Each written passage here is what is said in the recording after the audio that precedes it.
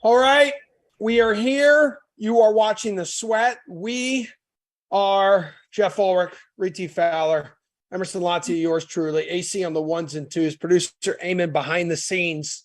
Ladies and gentlemen, we have, so it's pretty much exactly 27 hours until the NFL season kicks off. I am hot and bothered. I am moist. I am excited. I've been waiting a long time for this. This will be game one, Reed T. Fowler, of 544 regular season NFL games. Describe the feelings that you are feeling right now. I miss you. I'm glad you're here. Yeah, well, it's my job to be here. This is like we're going to get all the football for the next month. I mean, there's no buys, no nothing. It's just a ton of football, which is great, right? Like you get so much at your fingertips, and there's going to be games like we're going to be focusing. We're probably going to be talking about a lot of games that everyone's going to be talking about, right? Like with the Ravens and Lamar Jackson and the Bills and the Rams. Oh, yeah. There's some games out there that aren't being talked about enough. That's where you need to be betting if you want to look at the DK Sportsbook, as opposed to let's just talk about it and get some clickbait. Like let's actually get some money and win some money. And there are definitely games out there that you can do that this week. Hell yeah. So let's get into all that because we got about 30 minutes here to just deliver rock solid infotainment. By the way, speaking of infotainment, Reed, did I see you landed on the Golic and Smetty podcast? Is there anything you would like to tease about that big shot? Well, I mean, it's no 20,000 likes for a tweet. Don't give him any love. Don't give him any more credit. Like for crying out loud. It's the first thing you mentioned to him. It's the first thing you mentioned to him when we were on The Sweat. What do you mean? Don't give him any credit. That was like 12 hours ago. You created the monster. What did you guys talk about though? Tease it. We just talked about. Well, we talked about the NFL. We talked about how the Steelers won't be the last team in that division. I think the Browns will. And there's a lot of Vikings love. I mean, if you're talking about tweets and things going viral, there's a lot of people out there who love my Kevin O'Connell Coach of the Year take on Vikings. Jeff can smirk all he wants. He can talk about the stupid Jacksonville Jaguars all he wants. Oh, hey, man. Talk about some hot take that he has with the Jets that it's probably going to be stupid. Well, let's get down to brass tacks here. The Vikings are the team of destiny, and it has been for the last 2 years. Pie on your face, Ulrich. Wow. Dude, I am shocked you're here. I'm shocked, like, since this, like, tweet of yours went viral, like, Liv hasn't signed you yet, and you're not doing stuff, like, for the Liv Golf Tour here, man. I turned down the first offer, so just like Cam Smith. Smart. Smart. Very smart, intelligent. I like that about you. What is you do have a hot take? Wait, wasn't it about the Jags? Oh yeah, no, Jags. I mean, week one. I mean, like obviously we got the betting markets up. I mean, I have gone on record and saying I think the Jags at +3 going to be a good line. That line has moved a bit, so some money may be coming in. But Jags defense, DST, week one. Right now, the chalk play is the Commanders. DST it's basically been proven that picking DSTs in DFS is impossible to predict. Just go to the other side. Take Trayvon Walker and the Jags defense against the third most sacked quarterback over the last 3 years. Jeff. That's my big hot take to start off the show. It's DFS related, but Jags DST, man, week one. Maybe one other defender on that team other than Walker. No, I will not do that. Exactly. No, there's no need to do that, Jeff. I can name you one. It's Devin Lloyd. Exactly. Look, this is my whole point. It's like we talk about defenses, and to Jeff's credit, I mean, defenses are so hard to predict in DFS. So like from a game theory standpoint, I don't mind it at all. But the reason why I think Washington is the square play is because they play really good against bad teams. And the Jags are still a bad team until proven otherwise. Right? And it's because to Doug add Peterson to that, when you have two bad teams and one of them is projected to be heavily owned, take the other one. Well, but why not like the Carolina Panthers, right? That's where I'd rather like the Browns are going to stink. Like it's Jacoby Brissett. Yeah. I get what you're saying, but I think the Browns are going to run the ball though. Like that, is there going to be how much opportunity is there going to be with the Browns? I don't know. I think there's going to be more opportunity in that Jacksonville Washington game, potentially on both sides. Like, I mean, I'm not saying that Washington is a guaranteed bust or something, but I think both are around 42, 44 in the point total, right? So it profiles as a run first game, but still, I mean, that, or you go after Chicago's. I mean, Chicago's defense, even though I love San Francisco, they could still lose by a lot of points and still get a pretty good outing. Eberflus had the number one scoring defense with the Colts, and I get it. You had Shaq Leonard there, you had DeForest Buckner, you have some really key players on the line, but Chicago, what is their calling card? It's their defensive line and it's their linebacker and Roquan Smith. It's kind of what Indy was. Now Chicago's secondary, they need to come up, but like that's potentially the spot, right? Like if you want some touchdowns on the defensive side, I think the Bears might be one of them because Trey Lance, we all love him, but yeah, it could, and there could be turnover. I mean, that game is interesting. You have two very, like the 49ers secondary isn't good either, right? Like they signed Travarius Ward, but they were really bad against wide receiver ones last year. Like Mooney and Fields could be more efficient. So, but that, I mean, to your point, like that could also lead to opportunity for defenses too, right? So that game's interesting. That, you know, you talked about games where they're not getting much love. Like Trey Lance and Justin Fields look like they're going to be vastly underowned for DFS. The line really hasn't moved at all. I mean, is that a 40 total on that game? Like, it's awfully low. Mm-hmm. Awfully low, isn't it, Reed? Don't you think? Like, yeah. Oh, yeah. No respect being given there. Like, I mean, I'm going over on that game. I mean, I already have that one pegged written down.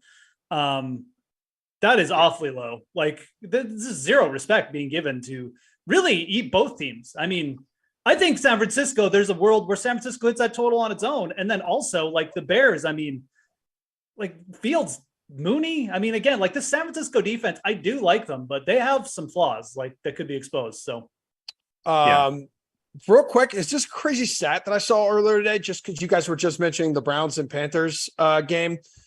Anyone who's considering betting the Browns here, they haven't won a regular season opener since 2004. So in 17 seasons since then, they've gone 0-16-1 in openers. Is that a real stat? Yeah. I swear to God. So to put that in perspective, every other NFL team has won at least 5 openers in that span. So it's probably in your best interest to keep picking against the Browns in their season opener for like the rest of time. The idiot in me wants to say, well, they have to regress to the mean now. So now I want to bet the Browns. So thanks a lot. Okay. Yeah, that's fine. I mean, that's one of those games that obviously has people are considering narrative street maybe a little bit with the Baker thing. The other one, and I think Reed, you mentioned like conversation talking about Lamar Jackson. So Lamar Jackson said today he's going to shut off contract talks, I think, like by the end of Friday. So everyone's wondering, is this going to impact him throughout the season? Like, could it impact players? And I know at least for the Gojo guys who had Lamar on, that podcast dropped this morning. They said that, you know, he's dialed in. He doesn't really think it's going to impact him at all. Also, Joe Flacco now, Reed, starting for, and Joe Flacco elite starting for the Jets. Zach Wilson may not be back till like week 4. He's also only $4,800 in DFS. Yeah, I mean, look, is he minus 4,800? There's a lot to unpack there. Yeah, I know. Joe Flacco confirmed not elite. Confirmed elite from Delaware, but not elite. Elite for Delaware, yeah. Yeah. So, like, no. I'd rather play Trevor Lawrence in DFS. Hell yeah, brother. than him and Trevor Lawrence. I mean, like, so like, I actually might rather play Flacco. I don't know. I mean, it's close, but so you like the Washington defense then? That's interesting. Yeah, it is interesting, Jeff. Figure it out. Freaking fraud. Look, I mean, we can talk all we want about contracts and Lamar. Yeah. I think it's silly that this is even going as far as it is. These guys, I mean, it's all posturing at this point, right? They're trying to save pennies. It's like I always get confused on someone who buys something for $1,000 and then worries about like the tax. That's $20 or $30. It's like you're worried about the pennies and dollars, but this guy is giving you millions and millions and millions and millions of dollars in return when it comes to what he can do for this franchise.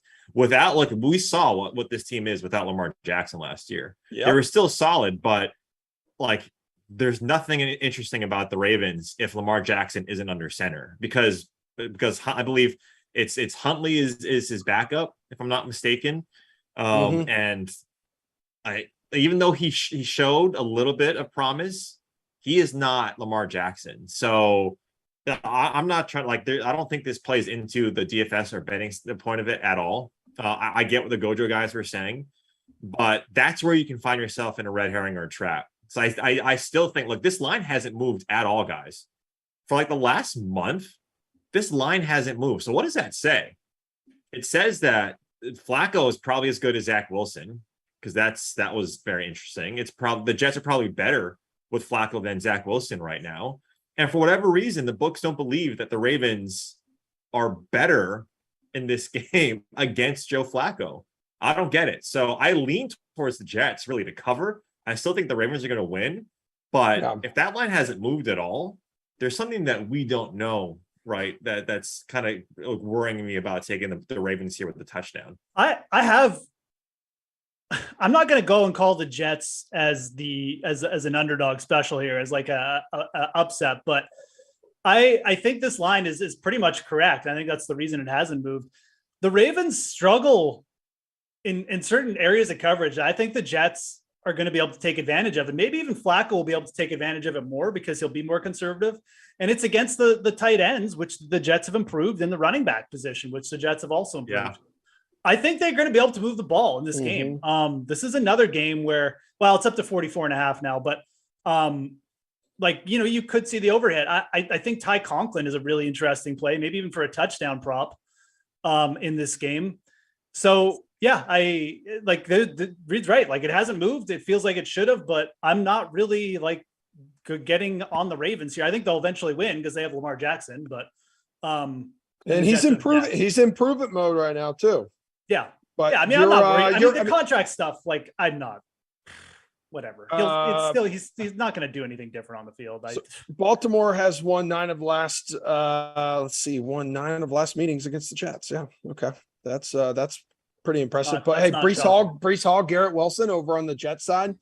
Maybe a couple guys you would potentially consider as long shots on I think Conklin. I think Breece Hall is potential. Yeah. Maybe Michael Carter. I mean, you don't want to go too deep for DFS. No. I think Conklin is really, again, a cheap tight end, a guy who could get 5-6 catches maybe, and maybe find the end zone.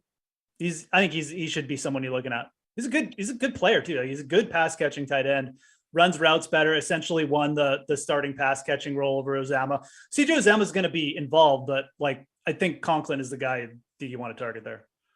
Reed T. Fowler, how do you feel about tomorrow night's game? Which side are you backing as of right now between the Bills and the Rams? Is there a bet you like in this game? Spread, total, anything else?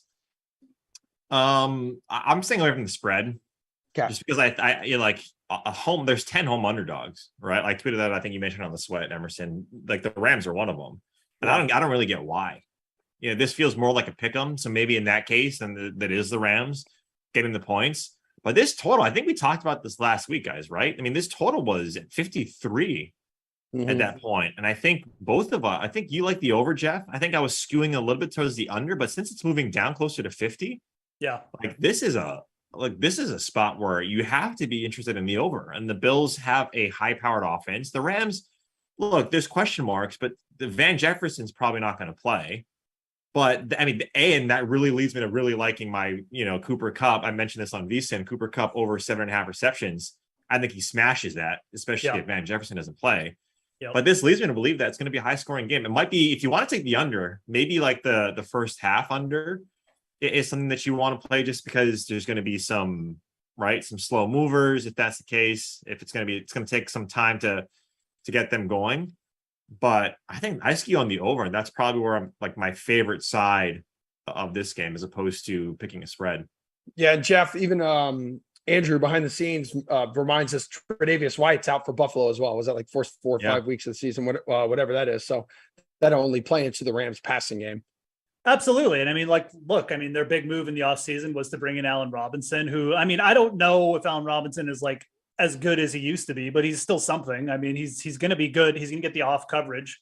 No White. I don't know how the Rams are going to account for Isaiah McKenzie over the middle, who's healthy for this game. They're going to be having to, drop back and make sure Gabe Davis doesn't burn them as he burned teams in the playoffs last year. And then obviously Steph Diggs is going to take away the top coverage with Ramsey. I mean, McKenzie, Dawson Knox, Crowder. I mean, these guys could just eat up the Rams Haven't even touched on the running backs or anything like that. So I don't know how you stop this Bills team. And yeah, I mean, like, McVay came out and said, if Stafford has to let it fly 50 times, he's going to let it fly 50 times. So I think you've got, but basically when it comes down to it, you've got two of the best coach teams. You've got two of the highest end quarterback wide receiver combos in Steph Diggs, Allen, and Kupp and Stafford. And you've got the beginning of the season, which really just tends to favor the offenses. Yeah. Okay. And then you got one number that's moving down. So yeah, I mean, I'm still interested in the over. But Reed, would you be interested in more of maybe like betting like a first quarter total? I don't know what it is here. I've seen 10, like in some places, 10 points for a total. Because going back to 2010 here, obviously, I think a lot of people may expect slow starts first game of the season. Going back to 2010, NFL openers have seen an average of 8.3 points scored in the first quarter. 8 of those dozen openers have had 7 or fewer points recorded in the first 15 minutes. Yeah. I mean, again, it's so hard to predict with these two teams, though, right? I understand, like the first quarter, it could be like maybe we get 2 possessions, right? Or maybe we get 1 possession, or like 1 possession from one team, and then like the other team gets it in the last two minutes because they just had an extremely long 18-play drive and they kicked a field goal, right? So that's the tough thing to predict. Is if you want 10, you're basically saying that it's both teams are going to get the ball and both teams are basically going to score touchdowns, because a field goal and a touchdown that pushes. If this was 10.5, I'd lean towards the under just because of that. But again, this first play of the game, we could see like a play action. Like if Sean McVay says, I want to silence all the doubters with Matt Stafford's elbow, play actions with Cam Akers to Allen Robinson or Cooper Kupp, and he scores a touchdown, then yeah, of course. But that's I don't necessarily see that happening. So I skew under, but I'd probably want it at like 10.5 to take the under. Okay. All right. Yeah, I feel that. Jeff Ulrich, what about over on Reed? Can we pop up DFS for this game for tomorrow night? We haven't hit a whole bunch on DFS this week. It's more of because tomorrow night I think there's like a fat ass milli maker for showdown between Buffalo and the Rams. So any kind of advice you have here for the people, Ulrich, would be most excellent, starting with who you would captain, and if there's any kind of contrarian approach you could take to this position, or it's like you're not trying to reinvent the wheel, you go with one of the big dogs. I mean, I really like Isaiah McKenzie in this game, man. I mean, I think you should be looking to captain him. You look at just the slot usage for the Bills. The one time he filled in for Cole Beasley, 12 targets, and you look, even you can go back against when the Bills played the Rams last. I mean, and the slot receivers in that game had a solid game. Like I think Cole Beasley went for over 100 yards. This guy has been dominating camp. He's full practice participant.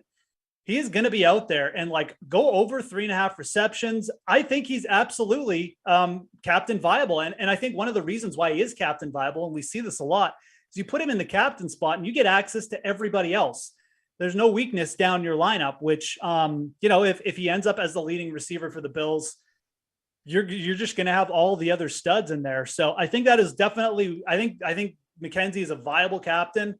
I think he's definitely someone you should be including in your captain pool. But if you're not going to go that route, I mean, just staying with old reliable and Cooper Kupp and his probably 9 receptions is the other route that I would go.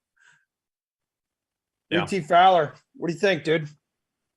Yeah, I mean, look, this game total, like we mentioned, what is 51.5?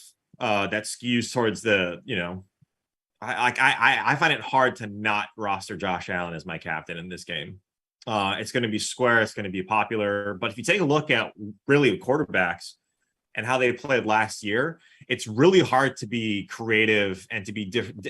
It's really hard to differentiate yourself at quarterback and then win because right now they acquire so many of the points because of the rushing quarterbacks.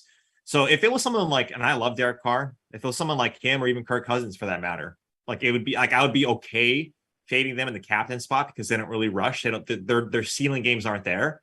But man, if this guy throws into what Jeff is saying to Isaiah McKenzie, to Stephon Diggs, Dawson Knox getting paid, like, and he rushes, Like that's I know Bobby Wagner is there, but Josh Allen is a different cat, man. At 18K, him not being the most expensive is a deal to me, right? I love Cooper Kupp, but I'm probably captaining Josh Allen and then trying to differentiate. Probably team stack. I'd probably go all Buffalo and then bring it back with like Matt Gay as my kicker.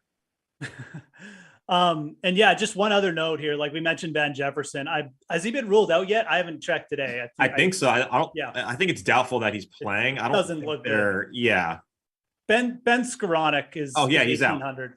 Yeah. Okay. So there you go. Ben Skoranek's 1800. I think he got like I can't remember what he did in the Super Bowl, but he basically worked in as like the next guy up. He's been with Supersonic Ben Skoranek, as I like to call him. He's gonna, I mean, Allen Robinson again. Allen Robinson is, in my opinion, just a huge wild card. I think there's a universe where Allen Robinson doesn't do much this year, and Skoranek has been there with Stafford and McVay. I think he is far and away like the guy you should be targeting, like at under 2K. So, well, now McKenzie, like man, well, big value available. For Allen Robinson though. This is almost like speaking of narratives again, like this is a redemption narrative for him. And after spending the last 4 seasons, in Chicago, he gets the opportunity at least to play with a quarterback that should be able to consistently get him the football. Yeah. There's a scenario where Allen Robinson goes out and just like catches 100 yards and a couple touchdowns too, for sure. But I mean, I just going off what I saw the last couple of years, he doesn't look as good to me personally. And I know that like it's QB related, and I think that there's not enough people are entertaining the notion that like this like he just may not be as good anymore. And I'm not saying I'm right. I'm just saying there's a lot of outcomes here with Allen Robinson. Oh yeah. I mean, we could sit here and try to predict the future like all we want. It's just, there's also the opportunity, that he could have a phenomenal week 1 with Cooper Kupp drawing a lot of defensive attention from the Bills defense. What about main slate on Sunday? Reed T. Fowler. Who would be like your top play right now? Again, another Millie Maker available on DraftKings, everybody. If you feel like attempting to win $1 million, I don't know what the buy-in is for. What is it? It's just $5. Multiple buy-ins, Emerson. There's 100. There's a 5. I think there's a 40. To figure it out, Jeff, for crying out loud, dude. What's the high buy-in? Dude, I don't know what his deal is, man. I got it all, dude. I got it all here. I know what the hell's going on. There's a $100 buy-in. There's a $5 buy-in. Look at all these contests. Lots of single entries too. There's a 50, 75. Classics, 9 buy-in, 3 buy-in, 16 buy-in. Go to the dude. Do you even work it, bro? Go to the first. Go to the first one though. Who I want to know right now. Give me the anchor of your team right now. Spill the tea. Spill the beans. Hot goss. Who was the first dude you were stuffing in your lineup, Reed? It's Jalen Hurts. That's who you got to go with. $6,800. He's the 6th most expensive guy in quarterbacks. Like I mentioned, I don't want to get too wild at QB position. I'm refining the QB RB or the QB wide receiver stack article that's going to be on DK Nation right now. And one of them that one of my favorite ones is the Eagles against Detroit, and mainly Jalen Hurts and AJ Brown. It's going to cost you $1,300 plus or $13,000 plus dollars. But I mean, Detroit, they didn't really do much, right, to address their secondary. And Philadelphia's offensive line has always been above average. Aiden Hutchinson is great, but he's still a rookie. This is his first game, and Jeff Okudah hasn't been the Jeff Okudah that they drafted at 4 overall with the Lions. He's given up a 121.8 passer rating, and into his coverage. So when you have that, and you have these guys who basically want to come out and absolutely storm the league right now, and they've made so many acquisitions and so many moves, Jalen Hurts is just that guy for me at $6,800. I think he easily 3X's his price tag this week. Oh, Jeff, I'm looking at your boy, AJ Dillon at Minnesota, $5,300, the potential offensive player of the year in the National Football League. That's hot, dude. I mean, laugh all you want. Like Minnesota's rush defense leaves a lot to be, like it's not exactly the cornerstone of their team. I mean, I think AJ Dillon is fine to take shots with in big GPP. He's not going to be heavily owned. He's 5,300. He finds the end zone once. We're basically, at 3Xville, which is nice. But I'm going to go with the guy from that same game on the other side of the ball, Amon-Ra St. Brown. Ooh. I mean, people like Jalen Hurts. If people like the Philly offense, you got to like the fact that Jared Goff might be passing like 40 plus times in this game. If Philadelphia is going to be explosive and quicker and faster paced with AJ Brown out there making like 40-yard catches, St. Brown basically was on the same pace as Cooper Kupp the last like 6 weeks of the year in terms of targeting. This guy works so well with Jared Goff, who has a huge aversion just throwing downfield, and just the way they use him all over the field. And we saw it again in preseason. Like Amon-Ra St. Brown at 6,100, I think is a fantastic play for week one. He's getting no steam right now, except by me. And again, he fits perfectly with the Jalen Hurts stack because I like Jalen Hurts too. I love Jalen Hurts and AJ Brown. That's something I'm going to have exposure to. But if you put in St. Brown, who's, I think is going to be lucky to get to 10% owned, great. Just brings your overall ownership down for the big fields. Good GPP stack. Yeah, I really like him. I think it's going to be a really good play for week one.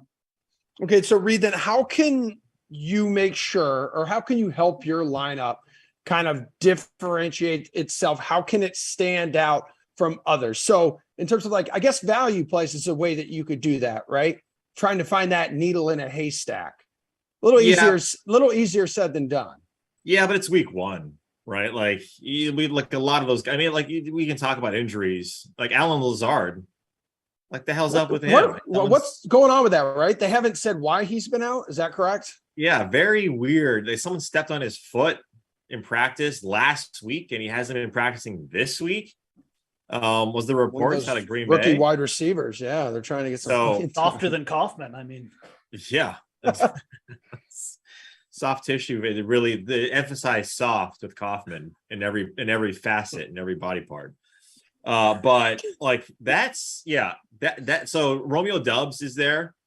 Christian Watson is there. So maybe you want to go and differentiate yourself with that. Again, I like the Vikings, so you could stack it, Rodgers, Doubs, come back with Justin Jefferson. But the way you differentiate is you bring in different strategies from different games and contests, right? You can game stack completely, and then you can team stack as much as possible to completely corner that specific game. And there's a handful right now. There's one in Arizona and Kansas City that is one of the higher game totals on the slate. And none of us, Jeff's talking about Amon-Ra St. Brown, no one's talking about. I would argue there's another Brown right near that price tag that no one's talking about. It's Marquise. Like 0.0. No, it's not that I don't like the play, but I do think people are going to be rostering him. I don't think more than Amon-Ra St. I don't think there's anybody getting more steam than AJ Dillon, St. Brown, and a handful of these guys in the out. And I'm talking about not just because I'm trying to single you out, Jeff, but it's Jeff. Everybody's talking about season long where these guys are values in the 7th round. And we all know that, especially in week one, so much has to do with it on how people treat their season long rankings to what they're going to do in DFS. That's just that always happens. So I think with that, a lot of people are doing that. So maybe it's T. Higgins. I also like T. Higgins. I mentioned DJ Moore, as well on the on a couple of podcasts where he's, touchdown regression and he needs it, right? So this is sort of a zone that if there's anybody there, it's Marquise Brown, it's Brandon Cooks, and it's maybe attacking an entire game as opposed to going cheap with hopefully a flyer that gets you 3x at $2,000. Damn, Jeff. What? Well, everyone, it's true though. Everyone's talking about both of those guys. That's all Jeff does. If it's not Tevin Coleman. Reed, you're just listening. It's because you have to listen to me all the time. You think that this Kansas City Arizona game is not going to go underowned. It has the highest total on the slate by 2 points. I think Marquise Brown will be chalk. And look, it's not like you have to fade this game either. It's week one. These guys are good value plays for a reason. The pricing came out early. Rondale Moore is another guy from this game who's even if he is chalky, he's still a good play. I think the pivots in this game are on the other side because nobody knows where to go on Kansas City with Valdez-Scantling and Mecole Hardman. But I mean, I'm telling you, go do some research on the Arizona secondary right now, man. They're picking guys off the Jets waiver wire to start in this game. Their third corner is legitimately a waiver wire pickup, and then they're going to the practice squad. That's how bad they are at cornerback. And then you've got like Hardman and Valdez-Scantling, who are sub 4.4 guys. They're going to be going up again. Like this could, I mean, yeah, it's a tough situation to monitor for DFS because we don't know. If I had to guess, it's like Valdez-Scantling is going to get more opportunity, but Hardman's also been there longer. I think both of them are good pivots, but you don't, I mean, Reed's right. Like Marquise Brown's in a great spot. And even if I am right and he's chalky, you don't have to not play him. You can differentiate other places, right? So there's like the chalk this week is good for a reason. We know it's good because the pricing came out early. So, dude, I think I'm going to have to play Hunter Renfrow in like all three of my leagues. I think I have to. That's because that game. Is it JC Jackson expected to be out too? So like for stacking. Yeah. Like the Chargers are weaker in coverage spots, like inside and out right now. And also, people, do not sleep on one of the highest paid wide receivers in football. Got to go down to Duval, but he's going to be up in our nation's capital. Christian Kirk, Reed T. Fowler. Yeah, of all your Jaguars takes, this is like the least egregious. Yeah, thank you. Well, because okay. No, that is saying a lot. So don't be an asshat. They do have a limited pass rush too, because what's his nuts is out for the Commanders, right? That stud they drafted last year. I forget his name. Yes, yes, he is. The what's his? Chase, you know what he is. Yeah. But like I see what you're saying about Christian Kirk, just because I think a lot of us, if you take a look at what they pay, and that's a real thing. Like if you pay someone a lot, you're going to be using them quite a bit, and that's why I think, to Jeff's point, I think Valdez-Scantling, they paid him a lot of money, so I think they're going to be using him. And you see in the preseason, he was on most of 1 and 2 wide receiver sets for Kansas City, so I think it is him. Mecole Hardman has the what's up? Mecole Hardman has the red zone opportunities. He was, I think, tied for Travis Kelce for the most red zone targets on that team, Mecole Hardman, which is weird. But yeah, I'm probably staying away from this game from a DFS standpoint. Yeah, it's on you, pal. Because it's like in the 40s. Like I'd rather bet this game, bet the Commanders to cover, and then just be done with it. Oh, what? What? Betting the Commanders to cover? I mean, look, the only players I really like from this game are the Jags defense and then JD McKissick at 51 or 5,200, just because, I mean, you know, it's Gibson and McKissick in the backfield, and nobody, like the staff doesn't like Gibson. Like they're having him return kicks. And then Carson Wentz probably going to use, him as an outlet. So I think that's viable, but it's not a game I'm looking to stack. I think you can take a shot with a Jaguars receiver. I'd probably rather just roster Zay Jones because he's. Don't forget Travis Etienne. James Robinson's also healthy now. Okay. Sure. This is a new team. Split backfield. I mean, I'm not taking a Jacksonville Jaguars running back when they're splitting carries. You're pathetic. Team total of like you're pathetic. 19. You're pathetic. Sorry. You're not going to talk me into a Jaguar stack. I'm not trying to talk you to do anything. I mean, whatever. Don't listen to me, bro. Don't listen to me. If you looked at the Jaguars Twitter feed today, there was a dog. There was. Oh, sorry. What? There was a dog who picked the Jags to win like 10 games. So it's another reason to smash over 6.5 wins for them. Okay. This is the level that everyone out there that you can expect with the analysis is that we're now going to dogs. Actually, we did the under, didn't we? Do the our dogs pick against the spread. Yes, did we do that last year? I think that was like 2. I think that was 2 years ago. Like Will Samir was out there like running around with a camera trying to chase like Rufus, and then there were a few other dogs who popped out as well. Kolu was number 1. And he picked all winners. Yeah, Kolu. Right, Kolu had like 3 in a row. Sharp better, that Kolu guy. He did. But this is a level that you can expect this year out of all. This is what we yeah, for sure. Yeah. This is what we do too. Every Wednesday, the highest rated edition of the slate, everybody. Good times. Reed, are you on the sweat tomorrow morning? No. I think a bunch of us are not, because we got a note from our producer that says we're not on. So okay, cool. Good for you guys, man. Go write an article for once. All right. I gotta go do that. Reed T. Fowler, Jeff Ulrich, love you guys. AC, amen behind the scenes. Thank you very much. And we'll see everyone back here live on YouTube tomorrow morning, 11 o'clock Eastern time for a Thirsty Thursday edition of The Sweat. Later. Oh.